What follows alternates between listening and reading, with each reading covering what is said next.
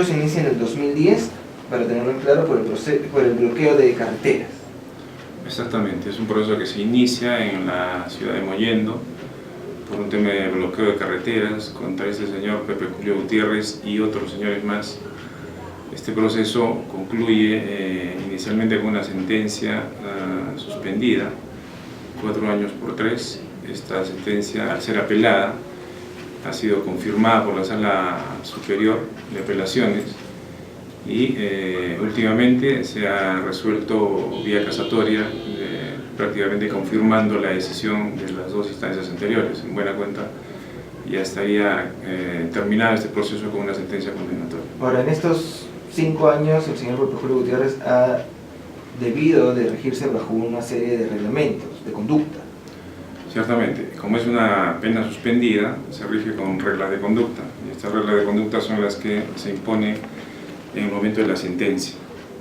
Entiendo que estas reglas de conducta fueron el de concurrir a firmar al juzgado cada inicio de mes, el no ausentarse de la localidad sin previo aviso del juez y el pago de una reparación civil. Me parece que en esa sentencia se estimó que era 20.000 nuevos soles. Ahora, ¿el señor Pepe Julio ha cumplido con esas reglas de conducta?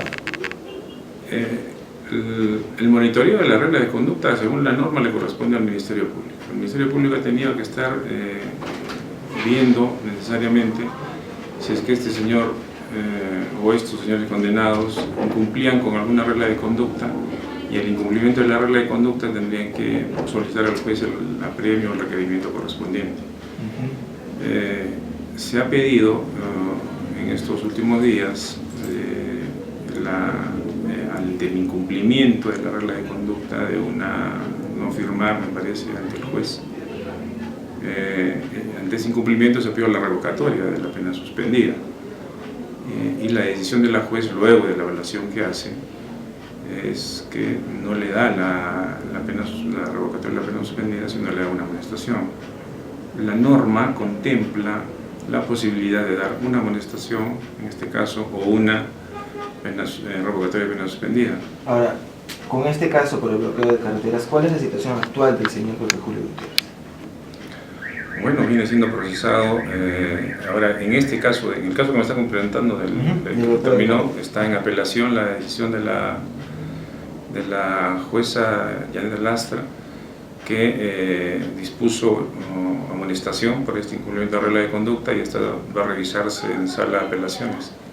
Será la sala de apelaciones quien determine finalmente si corresponde la regla que la imposición que le ha dictado la jueza de amonestarlo, ¿no?, o la revocatoria de la decisión.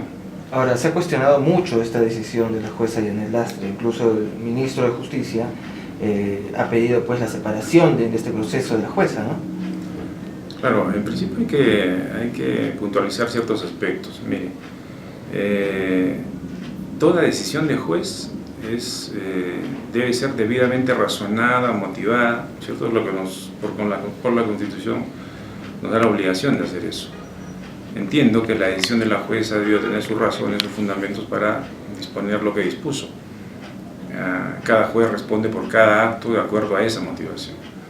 Ahora, esta decisión, conforme corresponde al proceso, tiene que ser, si es que no corresponde a los intereses de alguien, tiene que ser apelada, y la sala tendría que decidir finalmente en un sentido o en otro. Ese es lo que corresponde al proceso. Ahora, el hecho de que algún funcionario, como usted menciona, indique que sea separada del caso, me parece que eso no corresponde, no es así. Existe desconocimiento del proceso en sí. Un juez no puede ser separado porque alguien lo pide, ni porque el presidente de corte lo decide. Para que tengan conocimiento, el juez solo puede ser separado porque es destituido de su cargo, porque este juez se inhibe del proceso, o porque este juez es recusado. En el caso que nos plantea, la juez Janet Lastra es titular, juez natural de Islay, es el juez natural de la provincia, por lo tanto no se la puede separar de esa forma. No se inhibió la señora jueza, ha mantenido su fuero, ha respetado que se mantenga su fuero, y tampoco fue recusada.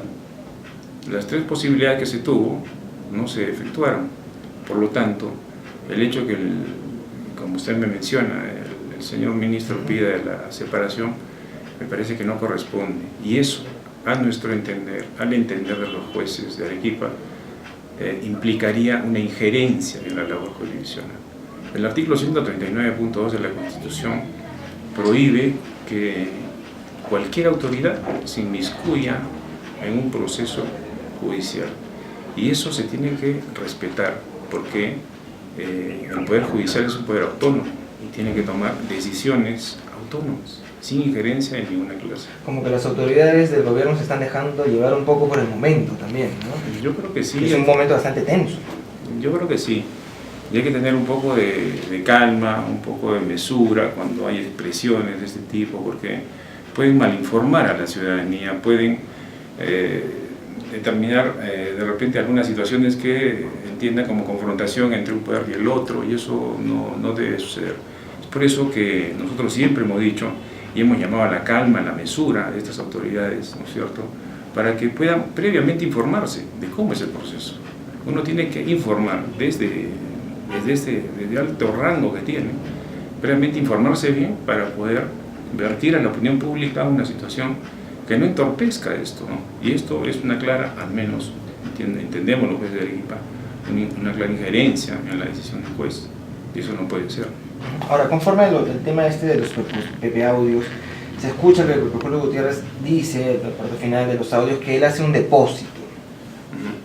Y se ha tomado en cuenta, o al parecer todos creen que este depósito es directamente a la cuenta de la juez Yanel Lastra, y esto no es así. Ella ya creo que lo ha desmentido, ¿no? Ciertamente. Desde que salieron los audios, al día siguiente, inmediatamente de tomar noticias de esto, le pedimos informe a la señora juez qué es lo que sucedía con esto, y ella nos informó directamente de que era absolutamente falso este tema, que nunca había recibido dádiva alguna, era un fundio el que se estaba invirtiendo ahí, que más entendía en todo caso que se trataría de un pago a cuenta que se hizo, y se hizo un pago a cuenta según también nos han mostrado los recibos, un pago a cuenta por la reparación civil, y esto fue el 10 de abril. Entonces entendía ella que podría referirse a ello. ¿Y en los recibos a nombre de quién está el depósito? Entonces sale a nombre de quién deposita, y el que deposita es este señor Gutiérrez. Y eso lo hace en posa a favor del juzgado, por adelanto de la reparación civil, porque está, recuerde, condenado al pago de 20.000 soles de reparación civil. Y una regla de conducta también es el pago de la reparación civil. ¿Y él ya pagó todo? No lo sé.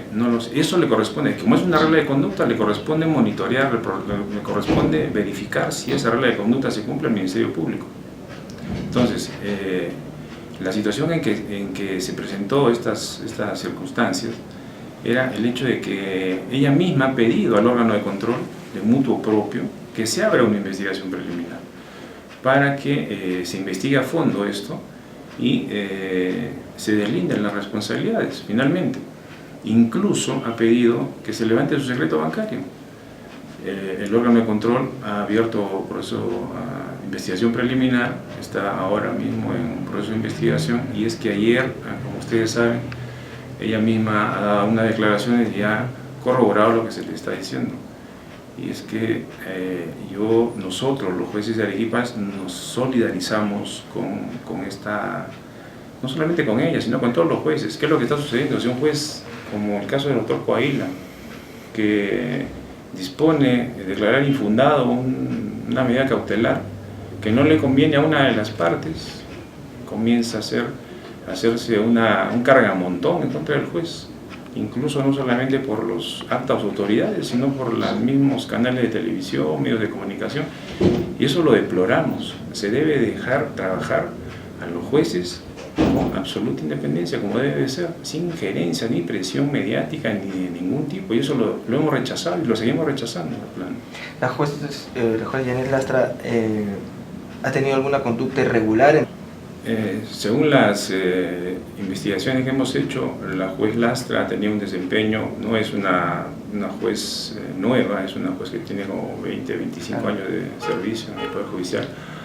Ha trabajado incluso en Sala Nacional, o sea, eso quiere decir que tiene vasta experiencia, ha trabajado desde asistente judicial, me parece, conoce muy bien el tema, ha trabajado en la Corte de Lima, ha trabajado en la misma OCMA, ha sido magistrada de OCMA. Procesos disciplinarios no se le encuentran en esta Corte Superior, y ese es el desempeño que tiene ella, como bien también lo ha reafirmado ayer. Por eso nosotros rechazamos este tipo de atribuciones, este tipo de situaciones que de alguna forma enturbian su labor profesional y personal, ¿no? Porque eso no se debiera de hacer, y esto es que ha venido constantemente ante las decisiones que tomaba, se puede decir, este cargamontón que se le hace, entiendo yo injustamente. ¿Qué es lo que sucede? Mire, la decisión de la juez, como le digo, puede ser cuestionable. Todo el mundo puede tener opiniones discrepantes. Un análisis crítico de la resolución es bienvenida, sin ningún problema.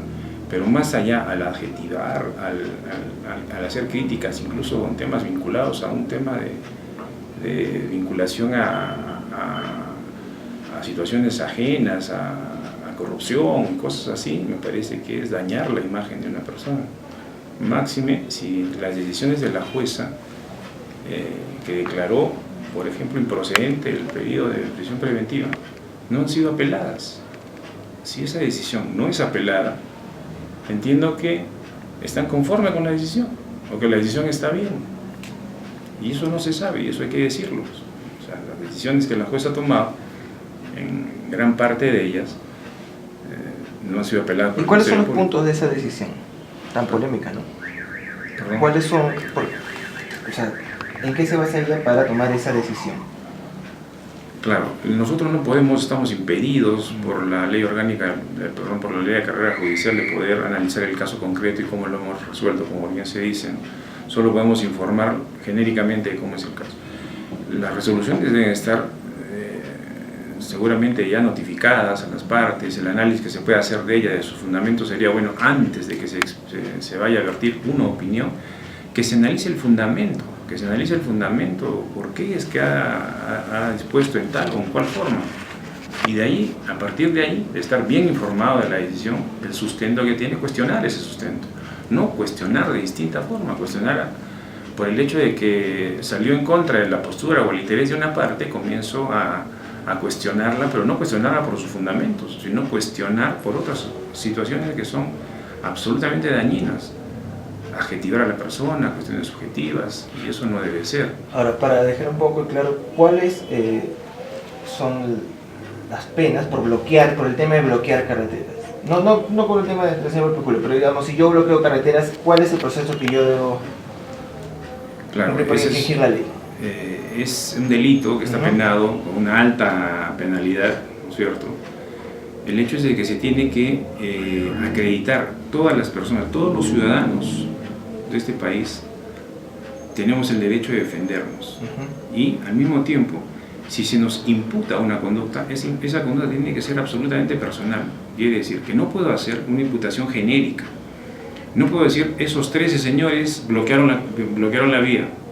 Tengo que decir Juan, Pedro, María puso el palo, puso la piedra, y tengo que tener evidencia para poder hacer eso, porque si no, no habría un Estado de Derecho, no habría una defensa de nadie, sería un Estado absolutamente arbitrario. Se tiene que cumplir la regla de esa forma. ¿Y no hay evidencias suficientes que el señor procure bloquear carreteras? No, en el caso anterior sí fue condenado, entonces quiere decir que en ese caso se ha aprobado luego de un proceso, luego de un juicio, incluso en sus 3 instancias, si quiere 2 instancias y la confirmatoria de la Corte Suprema, que ese señor ha entorpecido las vías, ha bloqueado las vías y ha sido condenado. Entonces el Poder Judicial ante ese hecho reacciona condenando a la persona, y ahora mismo está sentenciado. Es un sentenciado bloquear vías. Ahora, si bien es cierto, él en el audio señala que paga su reparación civil, o bueno, que hace un depósito, ya usted me lo dice por el tema de reparación civil, pero se siente bastante seguro, ¿no? Que va a salir absuelto de eso, ¿no? Se le siente con bastante seguridad.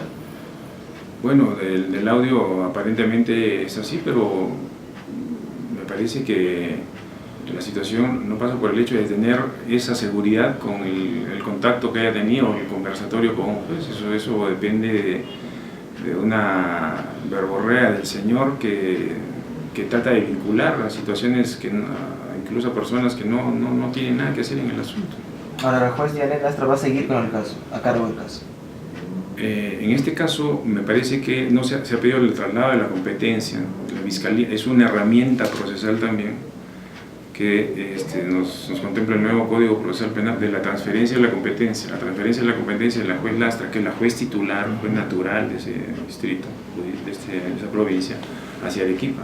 Esto quiere decir que hay cerca de 17 procesos que han sido llevados por ella, van a ser trasladados a Arequipa, uno por uno van a estar conocidos acá por nuestros jueces de investigación preparatoria inicialmente y por los de juzgamiento seguramente. En el caso específico de la revocatoria de pena, me parece, según tengo información de la doctora, que el pedido que se ha hecho se ha solicitado de una forma que se declare improcedente por el mismo procurador del Ministerio del Interior, toda vez que se trata de una sentencia ya en ejecución. Y es por eso que están advirtiendo de que si es en ejecución no podría caber el traslado de la competencia. Es decir, va a continuar en el caso. Entiendo que sí. Si es que no hay un pedido, es que el pedido formal tiene que ser de la parte. No puede hacerse un pedido como algunas personas entienden, que el presidente de la Corte traslade eso. Yo no puedo hacer eso, no es mi función que el Consejo Ejecutivo traslade, no podemos ingerir en esa competencia. La competencia es establecida por ley y tiene que cumplir. Porque se habló mucho de eso, ¿no? Que intervenga de una vez el presidente de la Corte y vea de una vez que desplazar a esta juez. Sí, pues ese es el desconocimiento que se tiene, ¿no? O sea, algunos dicen, o sea, por eso tiene que estar de una autoridad. Un alto funcionario que quiere emitir esas opiniones tiene que estar informado, tiene que conocer de lo que es el proceso. No puede vertir esa opinión confundiendo a la ciudadanía, tratando de enfrentar poderes que trasladen a esa persona. ¿Por qué? Porque ha sido vinculada en un audio y ya es un tema de corrupción. Y eso me parece que no es, tiene que utilizarse las herramientas procesales que tenemos. Y tenemos, como le digo, ya han tenido la posibilidad, ante la no inhibición de la juez, porque defendía su fuero, ¿no es cierto?, a pesar de que salió el audio hace mucho tiempo, ha podido tranquilamente inhibirse, no se inhibió y defendió su fuero, muy bien. ¿Qué pasó luego? Tenía el Ministerio Público o de repente los procuradores o el procurador del Ministerio del Interior que estaba en el proceso, pedir inmediatamente ante la no inhibición de la juez, pedir la recusación, poder recusarla. No la recusaron, siguieron con el proceso. Recién cuando viene últimamente todo el cargamontón que se hizo, recién sale a la luz toda la noticia de que por qué no se inhibió, por qué no la dejaron, por qué el presidente de la Corte no la sacó. Y eso es interferir contra el juez natural. Eso lo sabe hasta un alumno de tercero de primaria, señor. Sino que tratamos de desde derecho. Sino que tratamos de confundir a la persona, a la gente por esta, entiendo, mala información, que a mi modo de entender no es que lo hacen involuntariamente, sino que sale de una forma muy sospechosa, ¿no? Eso es más que claro, cualquier estudiante de Derecho conoce que una juez natural no puede ser movida, un juez natural no puede ser movida de su competencia, sino por las causales establecidas expresamente en la norma. Y decirlo de esa forma confunde pues a la población, trae más conflicto, trae más problemas, trae más enfrentamientos, más distorsión de la información, y eso lo hemos rechazado tajantemente. Eso entendemos que corresponde a una injerencia en la autonomía del Poder Judicial. Todos los jueces del equipo hemos hecho en sala plena un pronunciamiento al respecto y hemos manifestado nuestro rotundo rechazo respecto a este tipo de injerencias. Porque se mancha el nombre de Arequipa como Poder Judicial, ¿no? Y le diré una cosa así, no solamente como Poder Judicial, Arequipa siempre se ha destacado por ser una corte de mucha trayectoria, de mucha valía, no solamente a nivel nacional, sino a nivel internacional. Nosotros tenemos magistrados que se capacitan acá y que se capacitan en el extranjero. Tenemos este nuevo modelo procesal es uno de los mejores, si se quiere, a nivel nacional, porque acá tenemos pasantes de todo el país. Vienen a ver cómo es que en Arequipa se imparte justicia en el nuevo modelo procesal penal. Y esto, todo lo que nos ha costado tanto para poder llevar adelante esto, no puede de la noche a la mañana venir estas personas a tratar de denigrar esta situación que es absolutamente rechazable. Ahora, con este tema de los audios del señor Julio 1, el último que ya ha sido, dura como 23 minutos, ya son más pruebas, ¿no?, que se van acumulando. Tiene que ser analizada, tiene que ser verificada por el Ministerio Público como corresponde. Él es el titular de la acción. El Ministerio Público tendrá que utilizar este medio probatorio para los fines que considere pertinentes, ¿no? Los requerimientos. Se sabe que el señor no ha pasado las pruebas aún, ¿no? Ha pasado una prueba anterior, me entiendo, que había una homologación de voz, pero no sé si él, parece que le había una negativa de él para poder pasarlo. Pero hay otros instrumentos que se pueden utilizar para hacer la homologación de voz. No es necesariamente que él, digamos... No necesariamente, no. Eso corresponde al tema de cómo establecer este medio probatorio por el Ministerio Público. O sea, pese a que él digamos, se niega a pasar, igual el Ministerio Público tiene otros mecanismos como para analizar esos audios. Definitivamente, y esa es la función que le corresponde al Ministerio Público de determinar qué pruebas son las pertinentes para llevarlas al juez, y el juez tendrá que examinarlas. Pero tómese en cuenta de que en un proceso, el fiscal es el que lleva la carga de la prueba para poder probar la imputación que le está dando a la persona que está siendo investigada y pedir lo que quiere pedir. Si en este caso pide una prisión preventiva, estas son las pruebas para la prisión preventiva, donde se cumplen los 3 elementos que establece el artículo 262 del Código Procesal Penal. Si se cumplen esos presupuestos del Código Procesal Penal, el juez tendrá que dictar una prisión preventiva. Si no se cumple uno de esos presupuestos, no se puede dictar prisión preventiva, se tiene que dictar una menos gravosa, que puede ser la comparecencia con restricciones. Téngase en cuenta que en el otro lado existe la defensa, y la defensa también puede rebatir la prueba. Ese es el desarrollo de la audiencia. El juez, como un tercero imparcial, tendrá que determinar finalmente si, de acuerdo al debate que se produce, a la copia de pruebas y a la contradicción que se presenta en la audiencia, determinar finalmente lo que corresponda. Va a corresponder a una prisión, dictará la prisión. Va a corresponder a una comparecencia, dictará la comparecencia. Si en el caso de comparecencia, ¿qué es lo que tendría que pasar con el señor Julio? Si es una comparecencia, dictarán reglas de conducta. Igual que el proceso anterior. Igual que un proceso. No, este es un proceso, estamos en un proceso, todavía no está sentenciado, este es un proceso que todavía está en etapa investigatorio. Entonces, ahora, la persona que sale con comparecencia con restricciones, todos los señores que están con comparecencia con restricciones, no es que ya son absueltos, todos siguen siendo procesados por los delitos que se les están imputando. En algún momento, el juez llamará cuando haya juicio, cuando se lleve, la fiscalía formalice la investigación, ¿cierto?, y se postule una acusación en contra de estos señores manifestantes por las imputaciones que se le haya hecho. A pesar de que estén con comparecencia con restricciones, tienen que ser citados a juicio. Y si es una regla de conducta, tienen que acudir al llamado a la autoridad.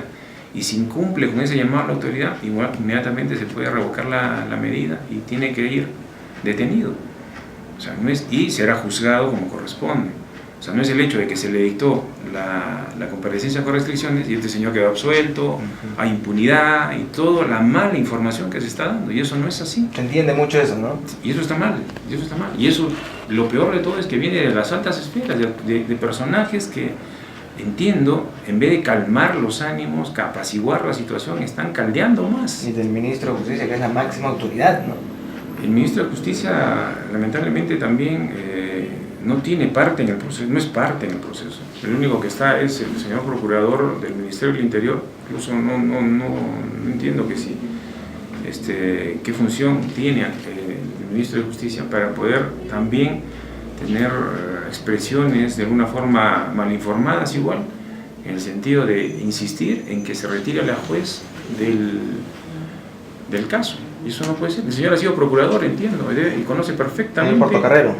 Entiendo que sí, el ministro de Justicia. No puede decir tampoco igual. No, el procurador del Ministerio del Interior, ¿no? El procurador del Ministerio, el ministro de Justicia me parece que ha sido procurador público antes. No, pero también está acá en Arequipa, ha llegado creo que el procurador del Él es el que sí está yendo el proceso. Ajá. Él está apersonado, entiendo, el proceso. Y él es el único que puede estar interviniendo. Y en una prisión preventiva no la puede pedir el procurador, el único legitimado es el Ministerio Público.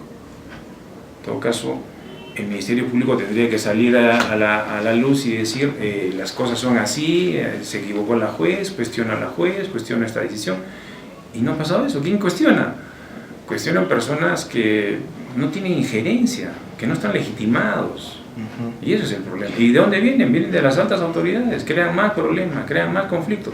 Y eso, si vienen así de esos niveles, yo no hablo, la injerencia es injerencia cuando se trata de injerencia en la decisión de un juez, no hablo que si tú puedes criticar la decisión, que es totalmente distinto. Cualquier persona puede criticar, ciertamente, que la critique, pero no ingiera directamente en la decisión de o la autonomía que tiene el Poder Judicial. Doctor, ¿qué espera que ocurra a las 5 de la tarde?